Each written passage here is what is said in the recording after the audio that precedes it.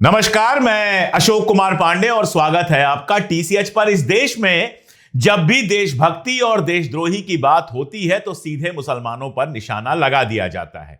मान लिया जाता है कि मुसलमान हैं जो देश के साथ देशद्रोहिता कर रहे हैं, मुसलमान हैं जो देश का नुकसान पहुंचा रहे हैं, और कई जगहों पर मुसलमान का मतलब ही पाकिस्तान बना दिया जाता है। ऐसे मोहल्ले जहां मुसलमान ज्यादा रहते हैं उनको पाकिस्तानी मोहल्ला कह दिया जाता है, और क्या क्या किया जाता है मुझसे ज्यादा आप लोगों को पता है। अब हुआ यह कि कुछ दिन पहले अजित डोभाल का एक वीडियो अचानक वायरल हो गया। 40-50 सेकंड का यह वीडियो जब वायरल हुआ तो लोगों ने कहना शुरू किया कि यह कैसे कह दिया अजित डोभाल साहब ने। 2014 का यह वीडियो है और इस वीडियो में अजित डोभाल साहब कह रहे हैं कि पाकिस्तान की खुफिया एजेंसी जो होती है आईएसआई, उसने मुसलमानों से ज्यादा हिंदुओं को भर्ती किया है। इसका मतलब पाकिस्तान के लिए जासूसी करने वाले, पाकिस्तान की मदद करने वाले मुसलमानों से ज्यादा हिंदू हैं। यह बात अजित डोभाल इस वीडियो में कह रहे हैं। अब यह वीडियो आया तो तहलका मच गया। अजित डोभाल ने CNN न्यूज 18 से बातचीत में कहा कि यह डीप फेक से बनाया गया है, मैं ऐसा नहीं कह रहा हूं, देश के अंदर बंटवारे के लिए इस वीडियो को बनाया गया है, वगैरह वगैरह उन्होंने कहा। और उसके बाद कई फैक्ट चेकर्स ने घोषित कर दिया कि यह डीप फेक वीडियो है। वैसे तो मेरा यह सवाल है कि अगर NSA, देश के NSA national security adviser Doval का डीप फेक वीडियो बन सकता है और बनाने वाले अब तक गिरफ्तार नहीं हुए हैं, बनाने वालों को अब तक पकड़ा नहीं गया है, तो आम आदमी की साइबर सिक्योरिटी का क्या होगा।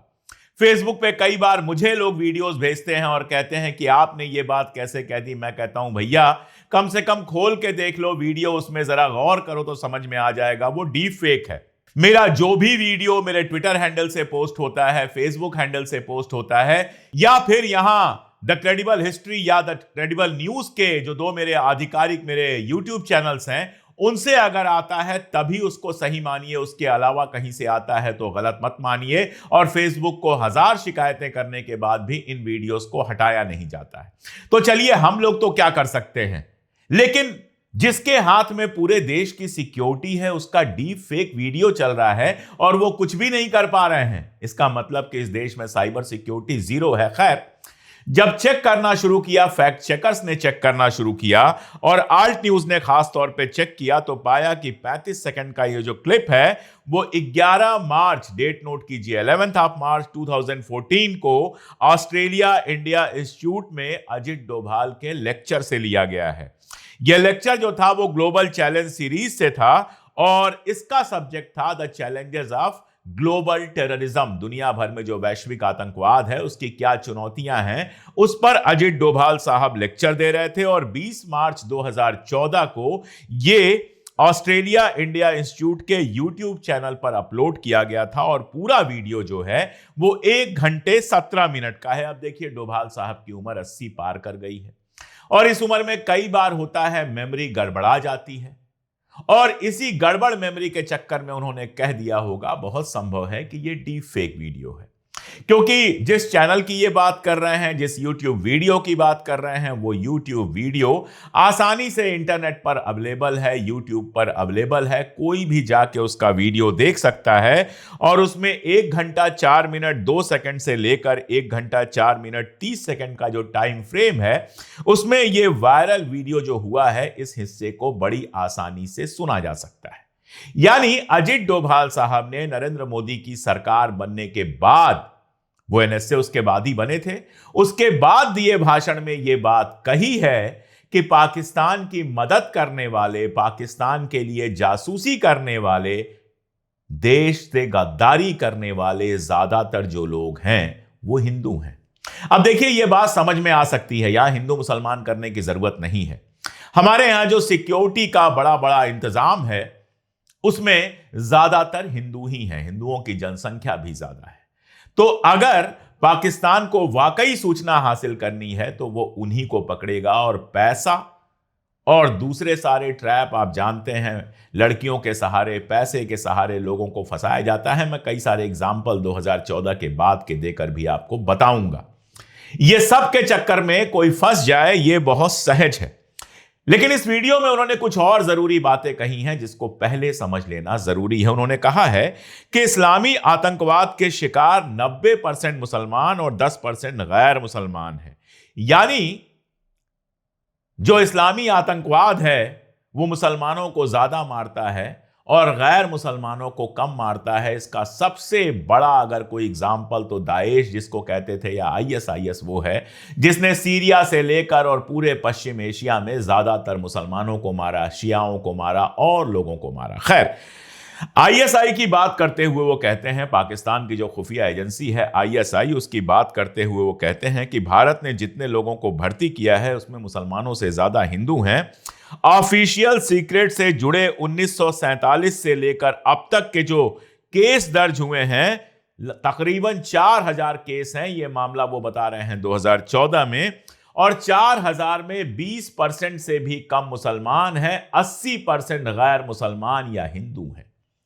ऑफिशियल सीक्रेट एक्ट में क्या होता है कि अगर आप भारत सरकार की कोई गोपनीय सूचना कहीं बाहर पहुंचा रहे हैं, ऐसी सूचना जो बाहर नहीं जाना चाहिए, जो ऑफिशियली सीक्रेट है, उसको अगर आप बाहर पहुंचा रहे हैं तो आपके ऊपर ऑफिशियल सीक्रेट एक्ट लगता है। ऑफिशियल सीक्रेट बाहर पाकिस्तान को पहुंचाना या किसी और देश को देना, यह सीधे सीधे गद्दारी है। और ऐसी गद्दारी करने वालों में सिर्फ 20%, 20% मुस्लिम हैं और बाकी 80% नॉन मुस्लिम्स हैं, हिंदू हैं। यह बात इस भाषण में कही है हमारे एनएसए अजित डोभाल ने। अब जरा हाल फिलहाल की घटनाएं देख लें तो डोभाल साहब की बात कोई बहुत गलत नजर नहीं आती। 2017 का मामला आपको याद होगा, ध्रुव सक्सेना पकड़ा गया था भोपाल से। मध्य प्रदेश एटीएस ने उसको गिरफ्तार किया था और कहा था कि ये आईएसआई के लिए, पाकिस्तान के खुफिया एजेंसी के लिए जासूसी रैकेट चला रहा है। सेना की जो गतिविधियां थी उनकी जानकारी पाकिस्तान के हैंडलर्स को भेज रहा है। और पता यह चला था कि यह ध्रुव सक्सेना हिंदू तो खैर है ही, नाम से ही क्लियर है, यह भारतीय जनता पार्टी के आईटी सेल से भी जुड़ा हुआ था। भारतीय जनता पार्टी के आईटी सेल का मेंबर ध्रुव सक्सेना पाकिस्तान के लिए जासूसी कर रहा था और उसको मध्य प्रदेश में पकड़ा गया था जासूसी रैकेट चलाते हुए। 2017 की ही बात है, सतना से गिरफ्तार किया गया था बलराम सिंह को, जो बजरंग दल का नेता था और आरएसएस से जुड़ा हुआ था।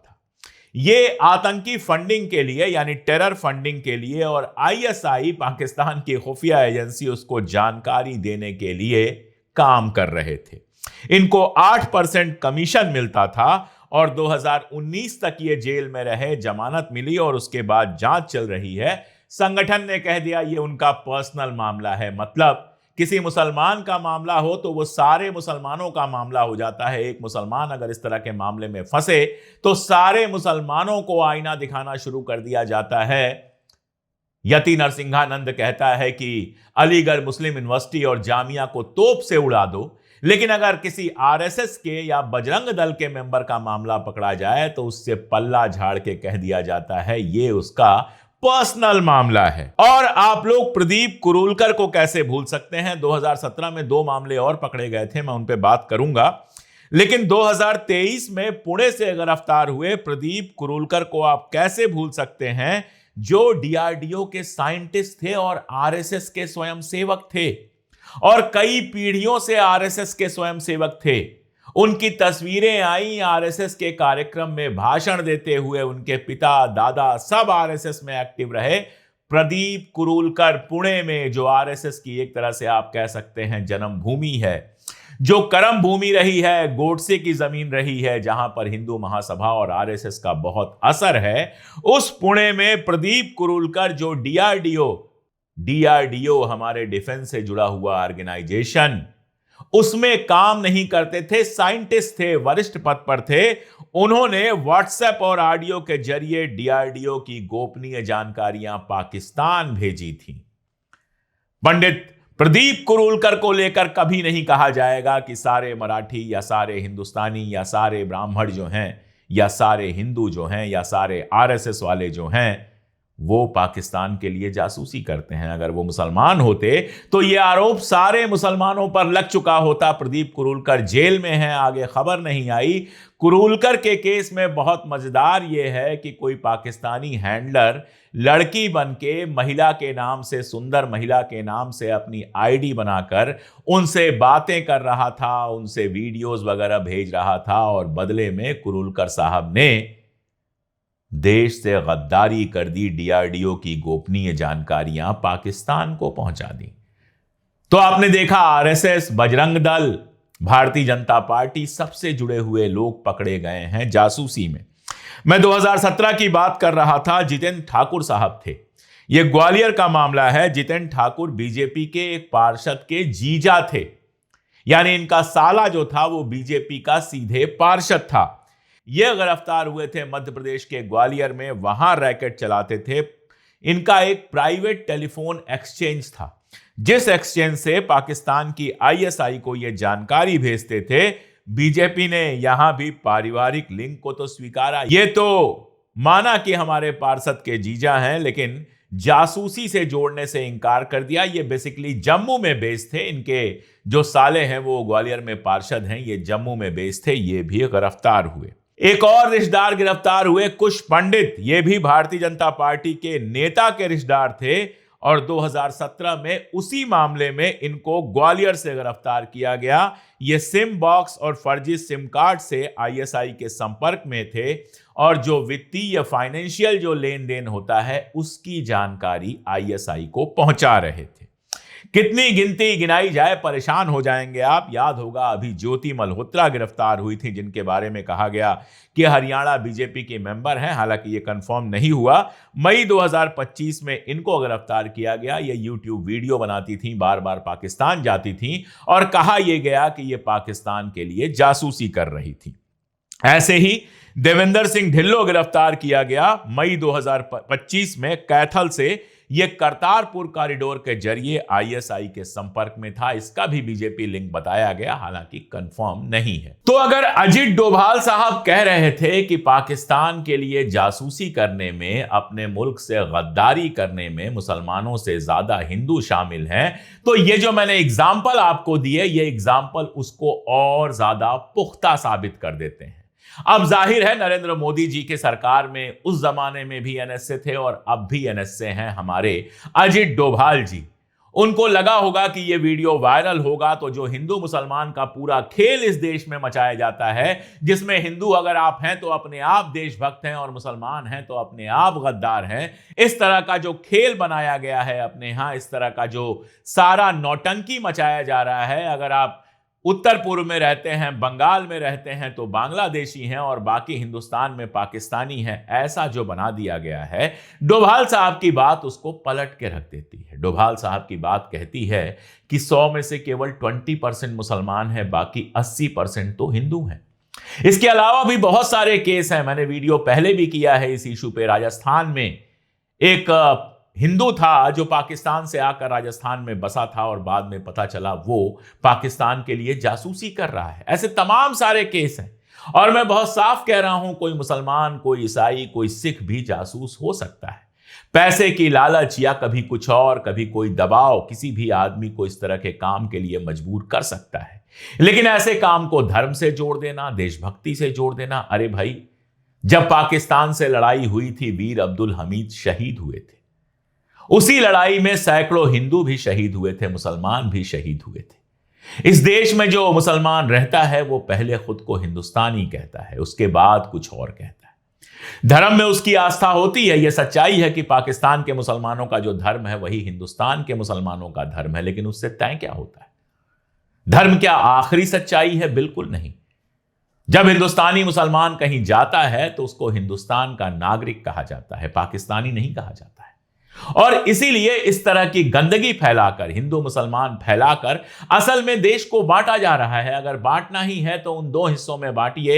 एक तरफ वो लोग हैं जो आईएसआई के पैसे पर बिक जाते हैं और एक तरफ वो लोग हैं जो तमाम लालच और दबाव के बावजूद मुश्किल जिंदगी जी लेते हैं, लेकिन पाकिस्तान या किसी और देश के लिए आतंकवाद में शामिल होने या फिर जासूसी में शामिल होने से इंकार कर देते हैं। ऐसे लोग पूरे देश में हैं, हिंदू भी हैं, मुसलमान भी हैं, उनको सेलिब्रेट किया जाना चाहिए। लेकिन इस देश में तो सिर्फ हिंदू मुसलमान करके और ज्यादा देश को कमजोर करने की कोशिश की जा रही है। देखिए, जब किसी को रोज आप गालियां देंगे तो एक दिन उसके अंदर भी रिएक्शन आएगा।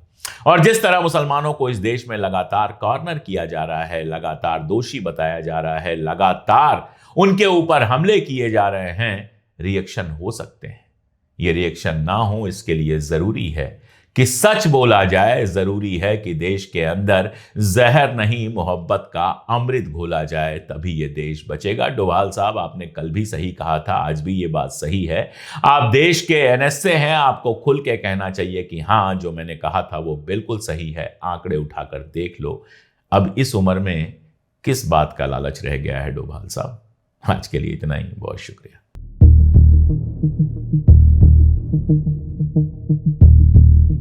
Thank you.